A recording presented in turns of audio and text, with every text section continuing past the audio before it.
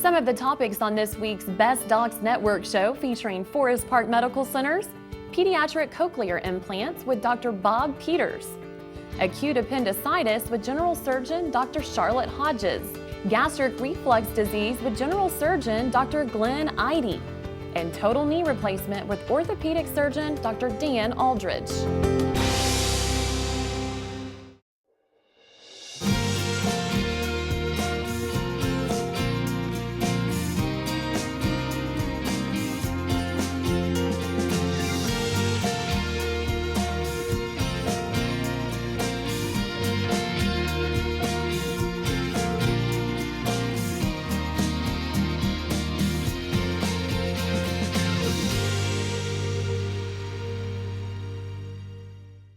Hi again, everyone. Jim Knox along with Candace Kruger, and welcome back to another edition of the Best Docs Network featuring Forest Park Medical Center. Of course, Forest Park Medical Center, one of the top medical centers in the entire Dallas-Fort Worth area.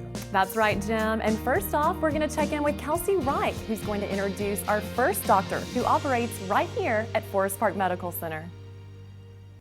Thanks, Candace. Our next doctor was able to bring the gift of hearing back to a child through the use of cochlear implants. It's Dr. Bob Peters.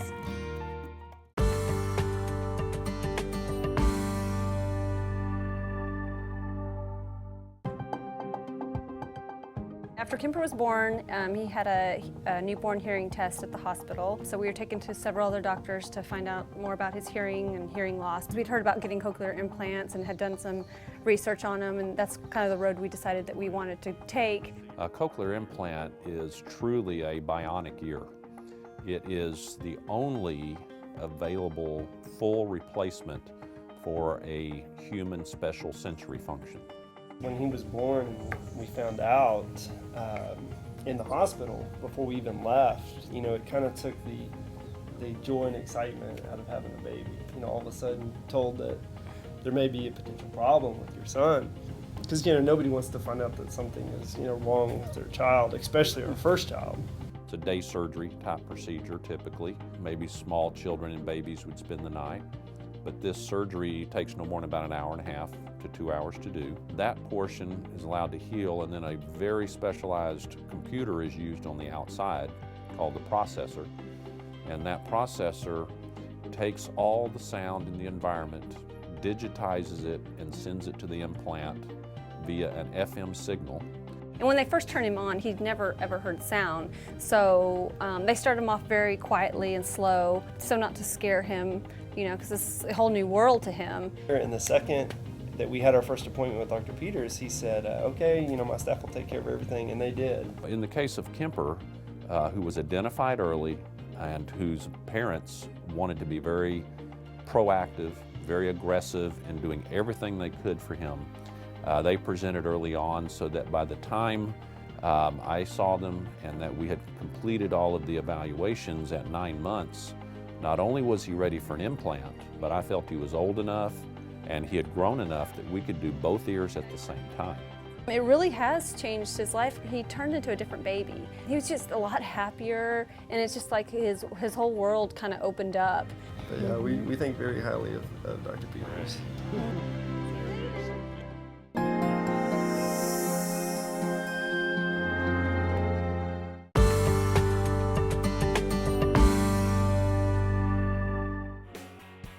I've been a member of a band called Master Bones Jangle, and the Voodoo Island Cannibals were actually a pirate band. There were several times in which I've had to miss entirely the ability to go out and play with the band that I'm in and enjoy those things.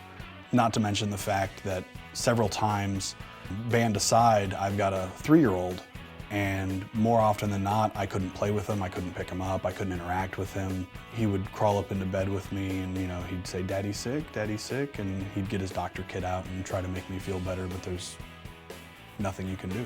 In this particular patient, she had multiple recurrent episodes of diverticulitis.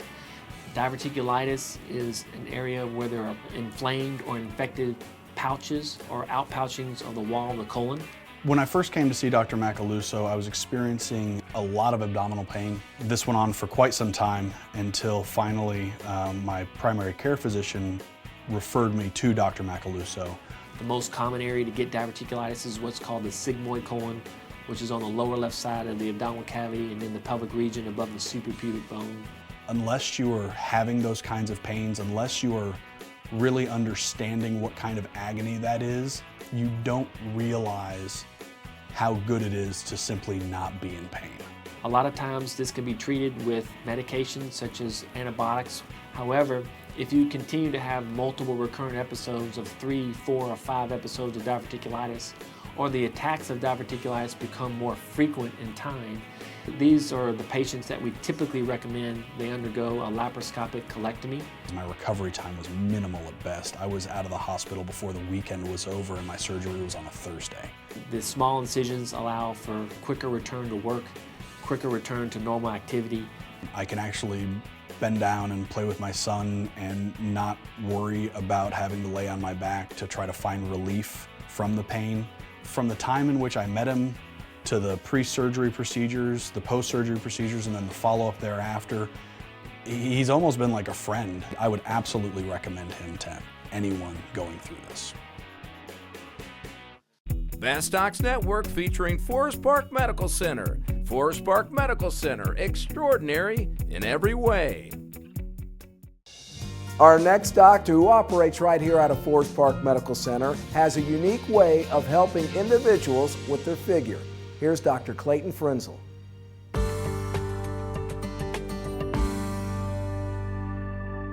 Brazilian butt lift has become quite a popular procedure over the last few years. It addresses multiple procedures in one, meaning that essentially a Brazilian butt lift is usually full body liposuction to get the fat, and then you re-inject it into the buttock area to give the buttock a nice round, fuller appearance. The person that would be a candidate would be somebody that wants a fuller, more rounded appearance to the buttock, somebody that feels like their buttock is flat and doesn't have a lot of shape to it. I wanted my stomach to be flatter, and then I wanted my butt to be bigger. Whenever I exercised to lose weight, the first thing that went was my legs and my butt, and then the last thing to go was my stomach. The procedure is done in one setting, usually takes about 2 to 3 hours to do, and it also depends on how much fat the patient has. Obviously, we're using the fat to put back into the buttock, so if somebody's very slender, sometimes it can be a problem to get enough fat. I wanted it removed from my upper back,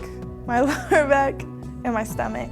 It doesn't feel like there's anything like how implants are. It doesn't feel like there's any implants or anything. It's just, I mean, it feels real. Her results were very good. She got a nice appearance from the liposuction. We injected about 450 cc's or somewhere around there of fat into each buttock, which gave the buttocks a very nice round appearance. So I've had a lot of people notice. Actually, last night whenever I went shopping to get some shorts for the summer, this girl was like, "Oh, I wish that my butt looked like that in those jeans. You have a really high butt, that's good." I sit down with them in a very personal consultation and discuss the potential results I think I can get on that particular patient based on how much fat I think I can harvest from various areas of the body. And then I usually find one of my patients that has a body shape very close to what they are and show them pre-op and post-op pictures. Dr. Frenzel made me feel really comfortable as one of his patients. I've had other surgeries. I mean, if I could turn back time, I would actually go to him because I just like the environment and I like the way that they care about you, and it was just an overall good experience. Did you know that Forest Park Medical Center Pharmacy is equipped with a fax carousel? This system helps better manage inventory by automatically tracking drug inventories in near real time. This system also supports efficient packaging and labeling of medications within the pharmacy. When you have some of the best physicians together along with some of the best technology, it translates into success. And that is exactly what has happened at Forest Park Medical Center, as recently they have opened Forest Park Medical Center Frisco.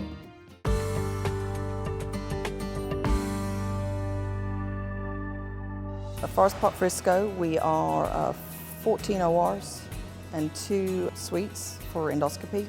They all have the latest equipment for our physicians in there. Technology is something we do very well. We certainly go out and research the latest equipment. We're able to respond to our physician needs for equipment very quickly. The team at Forest Park, Dallas started planning for this about 2 years ago. All the different departments, all the equipment. So it's been a very collaborative between the two facilities. The things that make Forest Park unique are our focus on what's best for the patient and what's best for the physician. As a smaller organization, we have the opportunity to turn very quickly. If a physician has a need, a surgeon has a need, we can meet, we find a way to say yes. I like the idea that we could form something from the beginning and make it our own rather than fall into a mold that was already there. This was something we could develop ourselves. We feel that we raise the bar for healthcare. We're excited about what that can mean for the entire Metroplex as we continue to replicate that as we expand. We've seen that here in Dallas, and it's happening in Frisco, and we expect to see the same thing in Southlake and Fort Worth.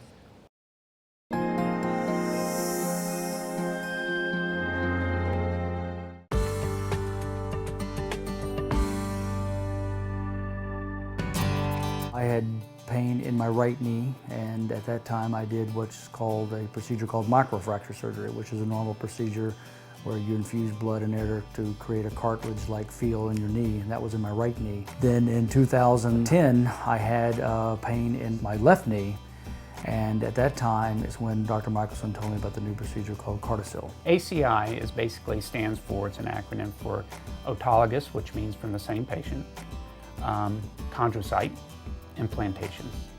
And it's a procedure that's done for cartilage damage in the knee. So essentially, the surgery is a two-stage procedure. The initial surgery is where the knee is scoped and any other abnormalities within the knee are taken care of. The second surgery is a more extensive surgery involving what we call an arthrotomy, complete opening of the joint. The cells are implanted at that time, and then the patient goes through a little bit more extensive recovery. That recovery starts off slow, sometimes using crutches and braces and not bearing weight on their leg, to about 8 weeks where they're without brace, walking on it. But those cells take time to mature, and that maturation occurs over the course of about a year. In May of 2011, we went in and took out cells so we could grow the cartilage, and then we had the full surgery in December to sew in the grown cartilage and go from there. Within 3 months, I was back at the gym on a pretty regular basis, and then within 6 months, I was doing even more strenuous exercise. And then now, 10 months later, I'm actually jogging on a treadmill. It has been all but to hold back the reins on him. He's back up, he's running, he's jogging, saying that his knee feels better than it has in a very long time. He's had an excellent outcome. It's funny, you know, when you first have the surgery, all you think is about that knee. You feel it in everything you do in every walk of life right after the surgery. But then, of course, today, I don't even think about the knee now. And that's probably the best endorsement of all. Dr. Michelson is a really good doctor. Thank you, Dr. Michelson, for giving me my legs back, so to speak. Don't forget, for more information on any of the doctors you've seen on today's show, just go to our website, bestdocsnetwork.com, and click on the Forest Park Medical Center tab. And right now, Candace, our next doctor helps a number of individuals with a common problem. And with more on that, let's rejoin Kelsey Reich. Thanks, Jim. Our next doctor is Dr. Charlotte Hodges, who is able to help one individual suffering from acute appendicitis.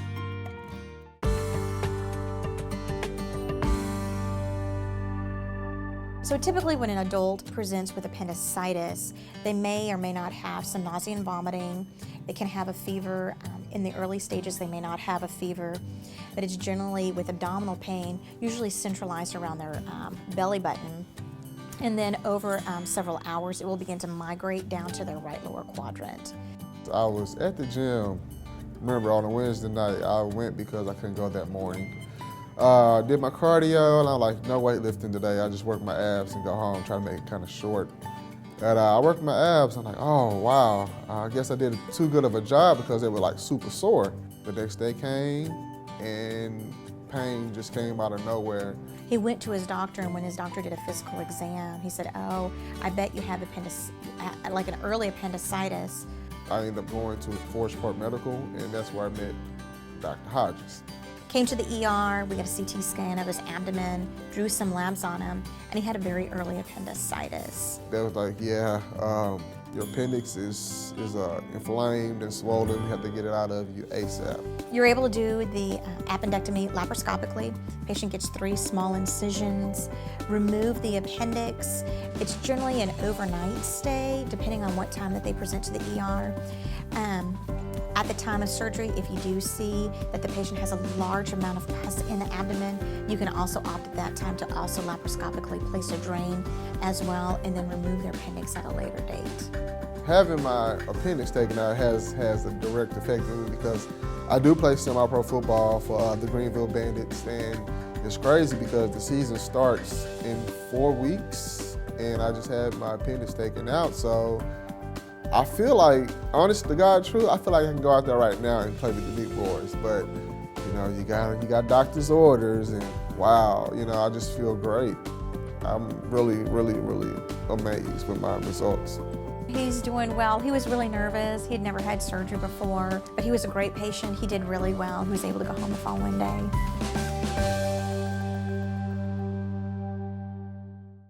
Each week, we continue to receive emails from viewers who have questions pertaining to their health. With that, we take a look at this week's Ask the Forest Park Doctor.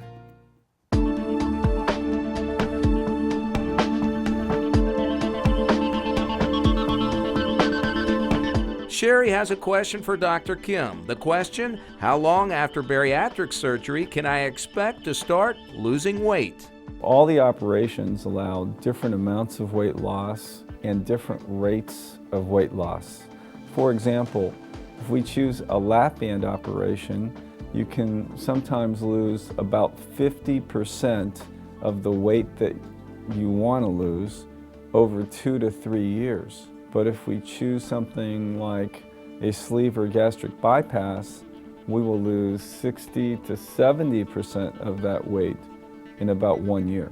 The operations are quite different, and the results will also depend on the operation choice that someone goes through. A patient may not want to lose weight very rapidly and likes the idea of sort of a slower, subtle weight loss over 2 or 3 years, or they're just tired of it. They've dealt with it for years and it's impacting on their health and everything, social, physical, and they want it off. And then we'll discuss those things in the practice with how much weight do they want to get off and how quickly do they want to get off. So those are some of the questions that we'll ask a patient when they come in for a consultation.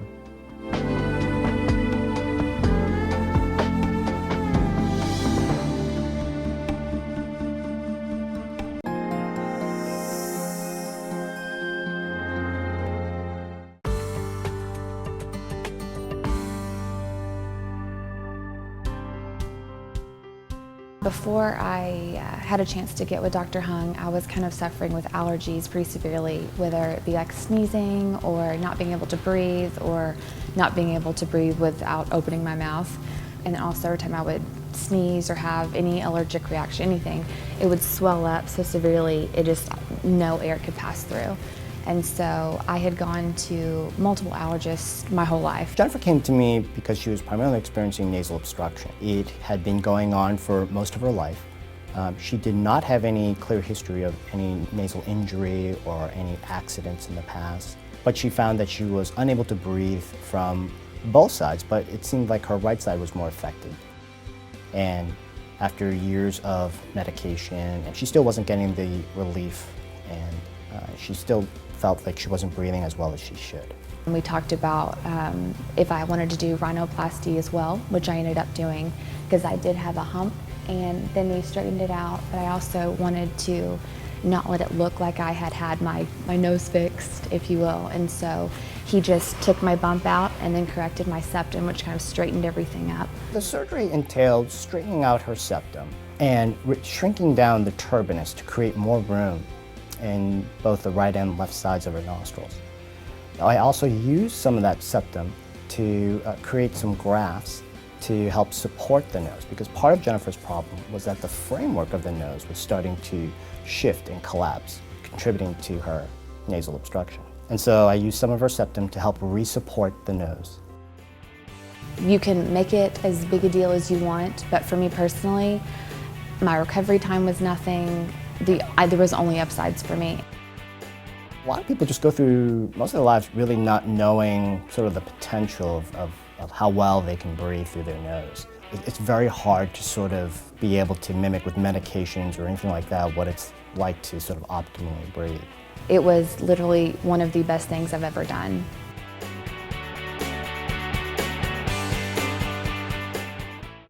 Thanks to a total knee replacement, our next physician, Dr. Dan Aldrich, was able to get one patient back to riding her horse.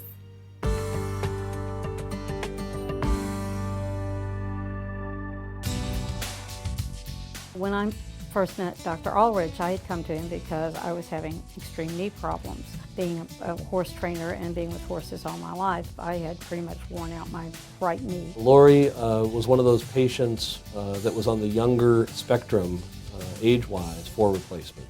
I think she was probably right around 50. You know, she was quite hesitant because she works a lot with horses, and I remember we had a long discussion, you know, will I be able to get back up on my horse? Will I be able to? And I said, I certainly expect you to. That's going to be our goal, is to get you back to your normal level of function.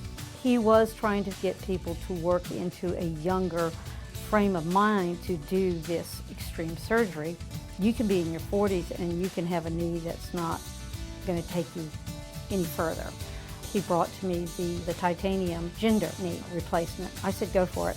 I said, I'm done with this. I want to get back to my life. There's some differing opinions out there about whether there's a significant advantage to using a gender-specific knee. However, there is really no disagreement about the fact that there are some differences between the way the femur, the thigh bone, is shaped, and that has been incorporated into the design of, these are gender-specific implants. The therapy after the surgery is extremely important.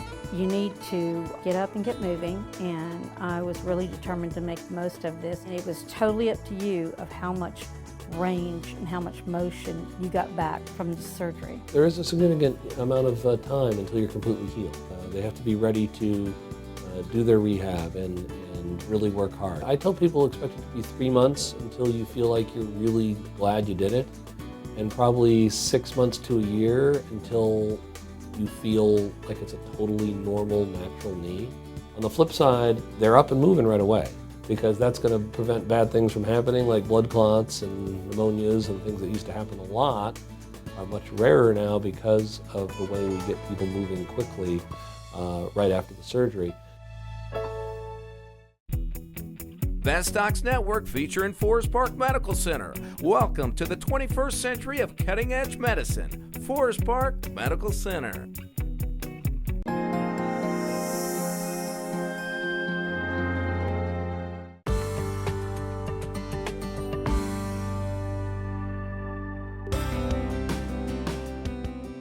When we talk about reflux disease, we actually have a list of the typical symptoms and the list of atypical symptoms. And sometimes we even have patients that come in and they didn't realize that they were having reflux disease. I had no symptoms whatsoever. The only reason they found out that I had it was because I had entered my 50s and it was time to get a colonoscopy. At that time, I decided to have both done, the endoscopy and the colonoscopy. That's how they found it, and I was totally shocked because I had no idea that I even had it. We have a lot of people that don't realize that they have reflux disease, and it takes a little bit before they come to the realization that, you know, this is the entity that they're dealing with. And that's very important because having the right diagnosis is going to lead to the right treatment. I had asked Dr. Ihde to explain it to me because I couldn't quite understand, you know, exactly what he was going to be doing. So now, with this surgery, I stand a great chance of living a normal life and eating what I want to eat. First, we went in with little incisions and we were able to free up the stomach, close the diaphragm down to the right size. And then we used the newer procedure to create the valve to close off the esophagus so that she wouldn't have reflux. And that involves going down through the mouth into the stomach. We attach to the end of the esophagus, and then we fold the top part of the stomach, what we call the fundus, back onto the esophagus. And that creates sort of a flap valve. As the stomach expands, push the front wall of the esophagus against the back wall, closing it off so that the content in the stomach doesn't get into the esophagus, which is what reflux is. 2 weeks after surgery, her symptoms have been resolved. She's off of her medications and is working towards getting back to a normal diet. So she's very happy with the procedure, and I think it's a testament to the way the procedure works. Just to know that he took care of that problem for me, and my stomach will open and close, you know, when I eat, my chances of living a longer life are so much greater. Mike, who loves his job working at a hospital, had chronic neck, shoulder, and back pain until he met Dr. Peter Beck. To find out more about Mike's story and other life-changing stories, log on to bestdocsnetwork.com.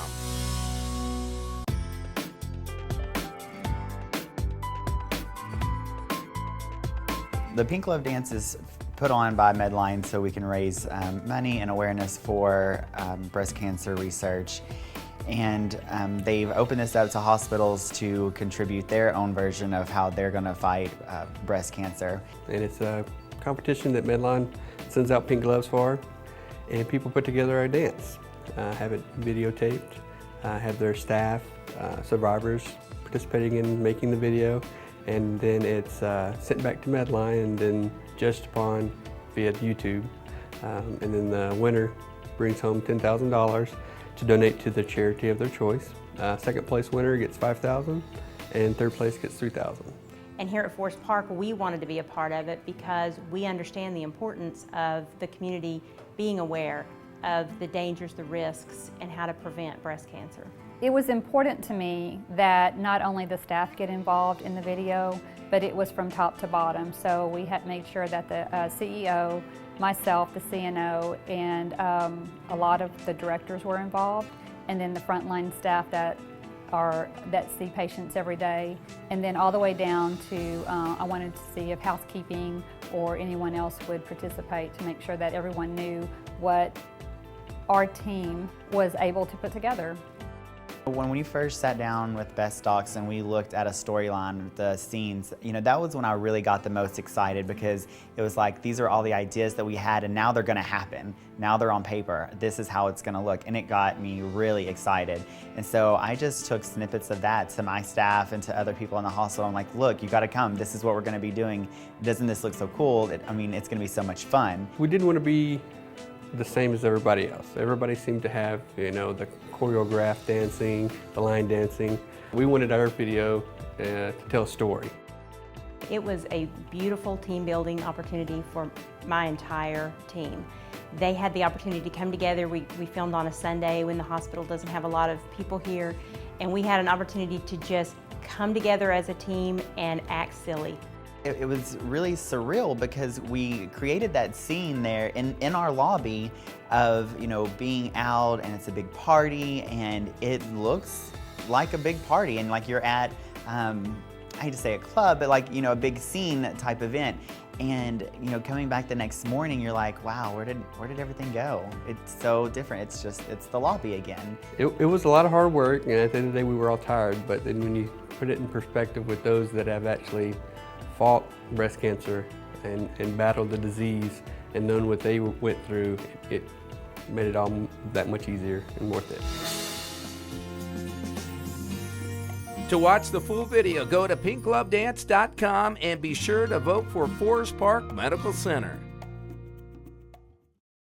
All right, that'll do it. That'll wrap up another edition of the Best Docs Network featuring Forest Park Medical Center, of course, one of the top medical facilities in the entire Dallas-Fort Worth area. And for more information on any of the doctors that you've seen on today's show, just head to our website at bestdocsnetwork.com and be sure to click on the Forest Park Medical Center tab. And if you have a question or comment for us, send us an email at info@bestdocsnetwork.com. So long. We'll see you next week.